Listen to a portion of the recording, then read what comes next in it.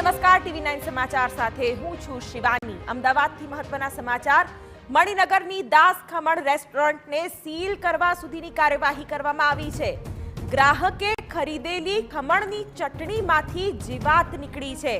અમદાવાદ શહેરમાં વધુ એક કિસ્સો આ રીતનો સામે આવ્યો છે, જેમાં અમરાઈવાડીના ગ્રાહકે અમદાવાદ મ્યુનિસિપલ કોર્પોરેશનને ફરિયાદ કરતા કાર્યવાહી કરવામાં આવી છે। આરોગ્ય વિભાગની ટીમે તપાસ માટે સેમ્પલ લીધા હતા અને તપાસ દરમિયાન કિચનમાંથી જીવતા અને મરેલા વંદા પણ દેખાયા હતા। ત્યારે અમદાવાદમાં વધુ એક ખાણીપીણીનું એકમ કે જે સીલ કરવામાં આવ્યું છે। અમદાવાદ મ્યુનિસિપલ કોર્પોરેશનની આ કાર્યવાહી આજે સવારે 10 વાગ્યાના સુમારે હું મણિનગર દાસ ખમણમાં મારા વાઈફ અને દીકરા માટે ખમણ લેવા ગયો હતો। જ્યાંથી હું ખમણ લઈને ઘરે આવ્યો ત્યારે મેં ખમણ અને ચટણી ખોલી તો ચટણીની અંદર એક કહારા જેવું એક મોટું જીવાત હતું, જેથી મેં મારી જોડે દાસની ખમણ હાઉસનો નંબર હોય થેલીમાં, જેથી મેં એમને ફોન કરતા એ લોકો એવું કહે છે કે મારી ભૂલ થઈ ગઈ હશે અને હું તમને ચટણી બદલી આપું, પણ મારા છોકરાને એને ઉલટીઓ થવાથી મેં કોર્પોરેશનના હમણાં ઓનલાઈન ફરિયાદ કરેલી છે। પેસ્ટ કંટ્રોલ આપણે કરાયેલું પણ છે એ બાબતે, તો બહુ રેર ઓફ ધ રેર હોય છે એમ। આ વસ્તુ આપણે જાણી જોઈને તો કરતા નથી, પણ અજાણે કદાચ હોય તો પછી આપણે એમને એ પ્રમાણે જ્યારે એમને વાત થઈ હતી ત્યારે અમે એમને કીધું બી હતું કે ભાઈ તમે એવું હોય તો ચટણી તમે ચેન્જ કરાવી લેજો એમ। એટલે ફર્ધર હું આટલું કહી શકું તમને। અમારા સંવાદદાતા સચિન પાટીલ આ વિશે વધુ વાત કરી રહ્યા છે। સચિન, દાસ ખમણ કે જે જૂનાને જાણીતા કહેવાય છે, પણ સ્વચ્છતાના નામે મોટી ચૂક સામે આવી છે। અમદાવાદ મ્યુનિસિપલ કોર્પોરેશને કાર્યવાહી પણ કરી।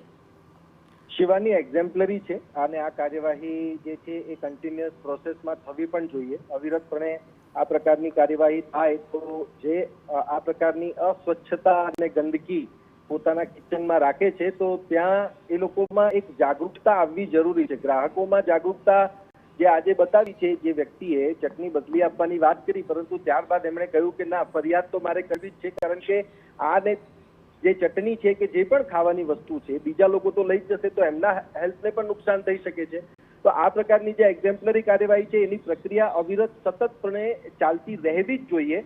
અને જે સમગ્ર એએમસીની ટીમ જ્યારે ત્યાં પહોંચી ત્યારે સમગ્ર દાસ ખમણ જે છે એનું ચેકિંગ કરવામાં આવ્યું। જીવતા અને મરેલા વંદા જે વિઝ્યુઅલ્સમાં પણ તમે જોયા એ પણ ત્યાંથી મળી આવ્યું છે। એટલે 102 વર્ષ જૂની આ દાસ ખમણની જે પ્રોડક્ટ છે, પ્રોડક્ટ લોકો એને વિશ્વાસથી આરોગવા માટે લઈ જતા હતા કે ખાવા માટે એમના ત્યાં આવતા હતા, પરંતુ એ વિશ્વસનીયતા ફક્ત આ પ્રકારની એક ભૂલ પણ કોઈના આરોગ્યને નુકસાન પહોંચાડે એ પ્રકારની હોય તો સ્વાભાવિક રીતે આ જે એકમ છે એ એકમ આ નહીં બીજા જે પણ હોય એમની સામે સીલિંગની કાર્યવાહી થવી જ જોઈએ। સીલ કરવા સુધીની જે પ્રોસેસ છે પ્રોસેસ થવી પણ જોઈએ। અને જે પ્રકારે ગ્રાહકે પણ પોતાની જે જાગૃતતા દાખવી છે અને ત્યારબાદ એમણે ઓનલાઈન કમ્પ્લેન પણ કરી છે અને કોર્પોરેશનની ટીમ ત્યાં પહોંચી અને એમને સેમ્પલ્સ લીધા છે અને સાથે સાથે એમણે પણ એ વિઝિબલ એમની આંખે પણ થયું અને એમણે પણ ત્યાં જોયું કે મરેલા અને જીવતા હતા। અને જે પ્રોસેસ આ રીતની જ્યારે પણ કોઈ બાબત સામે આવે છે ત્યારે લોકો જાણીતી એવી બ્રાન્ડ સામે પણ અવિશ્વાસ વ્યક્ત કરતા હોય છે, કારણ કે ફરી એકવાર આ જ પ્રકારની ઘટના સામે આવી છે, જેમાં દાસ ખમણની ચટણીમાંથી જીવાત નીકળતા ગ્રાહકે ફરિયાદ કરી છે।